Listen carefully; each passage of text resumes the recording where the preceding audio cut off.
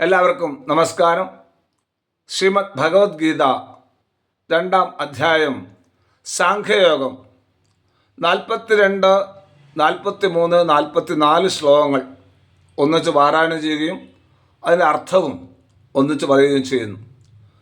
യാമിമാം പുഷ്പിതാം വാചം പ്രവദന്ത്യ വിപശ്ചിതഃ വേദവാദരതാ പാർത്ഥഃ നാന്യദസ്തീതി വാദിന കാമാത്മാനഃ സ്വർഗപരാഃ ജന്മകർമ്മഫലപ്രദാം ക്രിയാവിശേഷബഹുളാം ഭോഗേശ്വര്യഗതിം പ്രതി ഭോഗേശ്വര്യപ്രസക്താനാം തയാപഹൃതചേതസാം വ്യവസായാത്മികാ ബുദ്ധി സമാധൗ ന വിധീയതേ.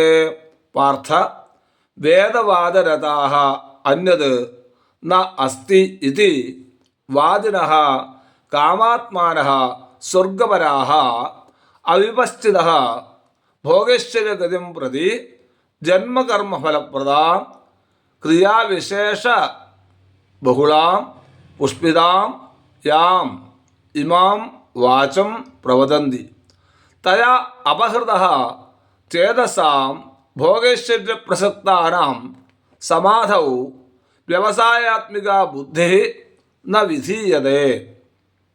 അല്ലയോ അർജുന, കർമ്മകാണ്ഡവേദത്തിൽ തൽപരരും ഇതിന്മീതെ മറ്റൊന്നില്ല എന്ന് വാദിക്കുന്നവരും കാമസുഖങ്ങളിൽ മുഴുകി ജീവിക്കുന്നവരും സ്വർഗമാണ് പരമലക്ഷ്യമെന്ന് കരുതുന്നവരുമായ അവിവേകികൾ, വിവരമില്ലാത്തവർ ഭോഗ ഐശ്വര്യങ്ങളെ പ്രാപിക്കുന്നതിനു വേണ്ടി പുനർജന്മമാകുന്ന കർമ്മഫലത്തെ കൊടുക്കുന്നതും അനേകവിധ കർമ്മങ്ങളെപ്പറ്റി പറയുന്നതും പൂത്ത മരത്തെ പോലെ ആകർഷണീയവുമായ യാതൊരു വാക്കിനെ പറയുന്നുവോ ആ വാക്കിനാൽ അപഹരിക്കപ്പെട്ട മനസ്സോടുകൂടിയവരും ഭോഗങ്ങളിലും ഐശ്വര്യങ്ങളിലും മോഹിതരുമായവരുടെ അന്ധഃകരണത്തിൽ നിശ്ചയബുദ്ധി, അതായത് ഏകാഗ്രത ഒരിക്കലും ഉണ്ടാകുന്നില്ല.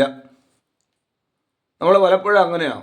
ഈ ലൗകിക ജീവിതത്തിൽ ജീവിതം നയിച്ചു പോകുന്നവർക്ക് ഇപ്പറഞ്ഞ കാര്യങ്ങളൊന്നും പെട്ടെന്ന് മനസ്സിലാവില്ല. അതാണ് ഇവിടെ സൂചിപ്പിക്കുന്നത്. ഒരു ഏകാഗ്ര ബുദ്ധി വരാൻ തന്നെ വളരെ പ്രയാസമാണ്. ബഹുചിന്തകളോടുകൂടിയാണ് നമുക്ക് കടന്നു പോകുന്നത്. ഇത്തരത്തിൽ പറയുന്ന 2-3 ശ്ലോകങ്ങളും യാമിമാം പുഷ്പിതാം വാചം പ്രവദന്ത്യ വിപശ്ചിതഃ വേദവാദരതാ പാർത്ഥ നാന്യദസ്തീതി വാദിന കാമാത്മാനഃ സ്വർഗപരാഃ ജന്മകർമ്മഫലപ്രദാം ക്രിയാവിശേഷബഹുളാം ഭോഗേശ്വര്യഗതിം പ്രതി ഭോഗേശ്വര്യപ്രസക്താനാം തയാപഹൃതചേതസാം വ്യവസായാത്മികാ ബുദ്ധി സമാധൗ ന വിധീയതേ.